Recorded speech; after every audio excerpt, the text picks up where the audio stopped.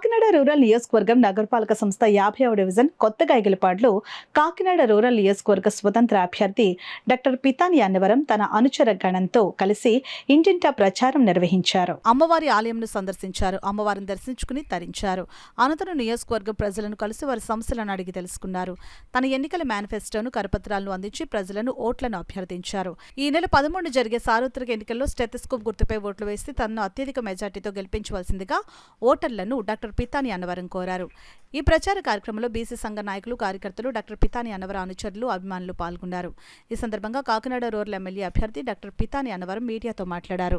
Rural ఎమ్మెల్యేగా నెగ్గిన తర్వాత మరి కాకినాడ రూరల్లో మేము చేయబోయే అభివృద్ధి కార్యక్రమాలు మరి ఏమైతే అనుకుంటున్నామో ఒక యూనివర్సిటీ కట్టాలని, అదేవిధంగా ఒక మెడికల్ కాలేజ్ తీసుకురావాలని, అదేవిధంగా మరి ఈ వృద్ధాశ్రమాలు ఏవైతే ఉన్నాయో వాటిని ఎస్టాబ్లిష్ చేయాలని, అదేవిధంగా మరి కాకినాడ రూరల్లో చాలా ల్యాండ్ బ్యాంక్ ఉంది. కానీ మరి దారిద్ర్య రేఖ దిగువ నుండి చాలా మంది కూడా ఇల్లు లేక చాలా ఇబ్బందులు పడుతూ ఉన్నారు. వాళ్ళందరికీ కూడా ఇళ్ల స్థలం కేటాయించి, ఇల్లు కట్టించి, గృహప్రవేశం చేసించే బాధ్యత కూడా మేము తీసుకుంటామని ఆ తల్లికి విన్నవించాము.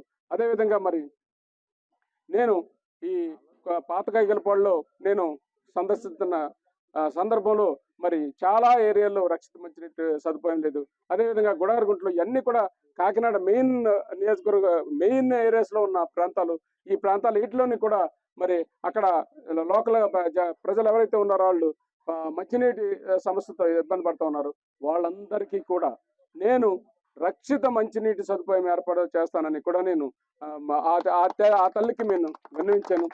అదేవిధంగా నేను కాకినాడ రూరల్ నియోజకవర్గం ఉన్న సమస్యలన్నింటినీ కూడా ఒక కాల్ సెంటర్ ఏర్పాటు చేసి, ఆ కాల్ సెంటర్లో ఈ రూరల్ నియోజకవర్గంలో ఉన్న ప్రజలందరూ కూడా ఏ సమస్యలతో అయితే సతమవుతున్నారో ఆ సమస్యలన్నింటిని కూడా ఒకటి మేము నిక్షిప్తం చేసాము.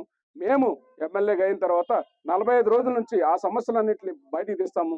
ఒక్కో సమస్యని పరిష్కరించుకుంటూ పోయి 5 సంవత్సరాలు కంప్లీట్ అయ్యేసరికి సమస్య రహితంగా చేసి మరి ఆ కాల్ సెంటర్ యొక్క ప్రాముఖ్యతని జనాలకు తెలియజేస్తాము.